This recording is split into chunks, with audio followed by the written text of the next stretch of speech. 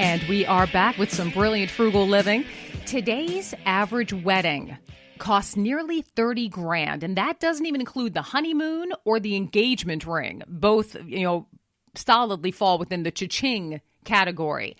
So how do we go about these days where there's so much intense pressure? Oh, it has to look great on Facebook, and we have to show up our friends as to how much we appreciate them by showering them with expensive appetizers. And I'm just telling you, I was there. I got married. I mean, that was back in the 90s. There was just as much pressure back then. Not as much Facebook, but just as much pressure, I assure you. I have been in those shoes. I assure you I have. And now, a couple of decades down the road, I am now sitting here with the same mindset that people in their 40s or so had for my wedding a couple of decades ago. It's all relative.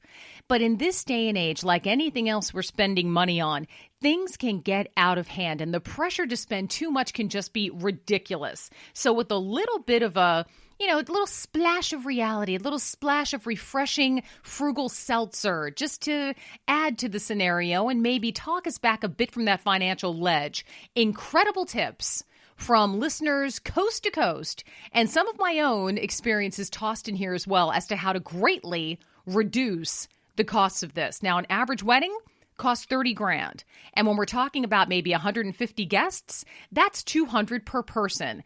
And when we're talking about showering the people we love with great food and great beverages and wonderful music and a beautiful venue and just a lovely experience, it doesn't have to cost $200 a pop. That is absurd. So in this case, and in no particular order, people telling me what works for them. And this is something, I got to touch on this. Again, I'm going way out of order what I expected, but I want to make sure we get this in. And do not roll your eyes at me. I got some younger people here in studio. I'm anticipating this. This is a preemptive strike. Do not roll your eyes at me. When you're planning a wedding, I want you guys to think really long and hard. Would you rather spend thousands of dollars over a 4-hour period to shellac your guests with booze, or to give them the opportunity to shellac themselves with booze?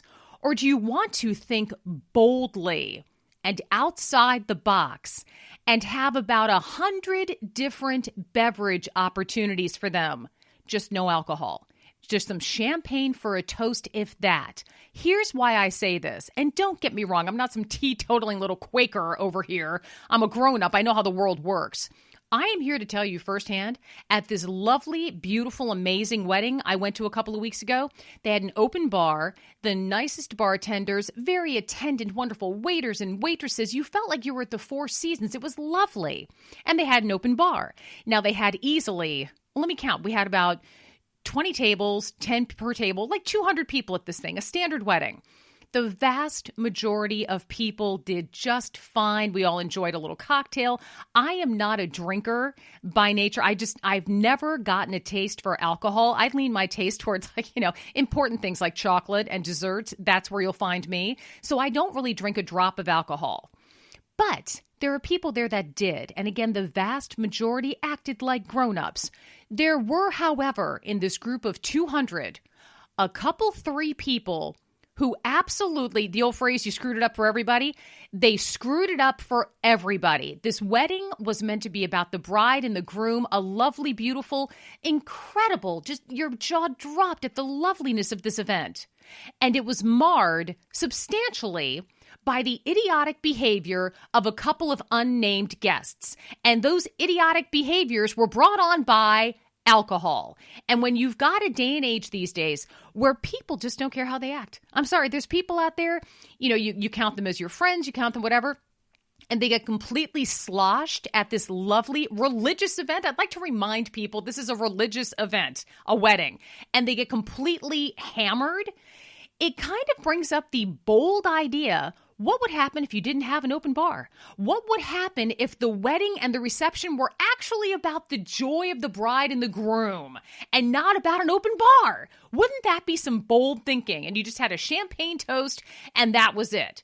I'm telling you right now, guys, I was never that much into it, but for a couple of different reasons, not only for the cost, which can easily rack up to about $5 grand.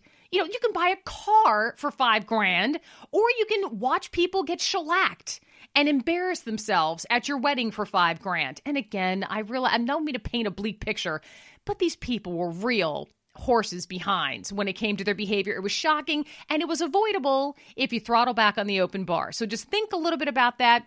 Just some food for thought. Now, talking about the desserts, we talked about how some people are alcohol types, some people are dessert types. I am definitely in column B. We're talking about the wedding cakes, and people have sent me pictures and descriptions and cost breakdowns. A lot of people feel like their wedding cake has to cost $1,000, and that's once it gets to the four figures, you have to think, can I do this for less and still make it beautiful? The answer is yes. People know people. And no matter what your age or the age of those getting married, they're going to know somebody who can bake, or they're going to know somebody who's got a brilliant mind when it comes to creating these things. I know people who work at various low-cost bakeries where the volume is huge going out of there, and they're known for delicious, amazing cakes and pastries and everything else. I have seen people put together these dessert cakes, like a tiered column of desserts in the same dimensions as a wedding cake, but it's petit fours and it's luscious chocolates and it's gourmet cookies and brownies and cupcakes and more brownies and more cupcakes. And they tier them up like this. And it's beautiful. It's picture worthy. It's gorgeous. And it's a fraction of the cost of $1,000 cake. Now, other people have sent me these pictures that they put together.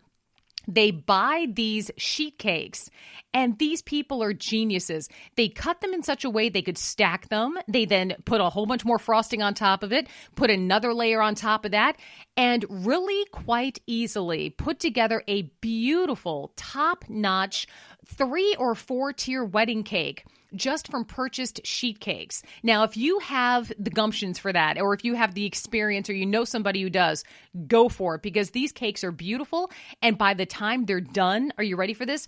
The cakes ended up costing between $80 and $120 for the same dimensions and serving sizes and size and scope and loveliness of the $1,000 cakes. So there you go. I just absolutely love that. Think outside the box when it comes to this sort of thing. If you have a guest on your list who is phenomenal at that kind of thing, make that their gift. Way back when, believe it or not, I've always loved baking. I used to do a ton of wedding cakes. Oftentimes that was my gift. Never had anything but rave reviews. It was a labor of love.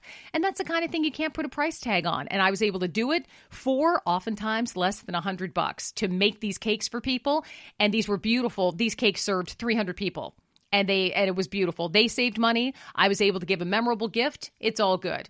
Now, switching back and forth between the cakes and the alcohol, two of the biggest costs once you get people into your reception. Think about this. I went to this lovely, lovely reception. It was easily $50,000. The money spent on the bar alone had to be at least $5,000. I'm not joking. We had a long reception, and that place was hopping. The cake was beyond beautiful, and I didn't ask how much it cost. I'm guessing it was about that $1,000. If you were to skip the bar, stay with me, and do a cake the way that we discussed right now, that's easily $6,000 saved. $6,000 in any other day of your life other than your wedding. Saving $6,000 is fabulous. You leap on it. Think long and hard about leaping on it here. And the time is flying. I'm getting the wave from Tony. Tony agrees with me on everything. No, he doesn't. But we'll talk more after this.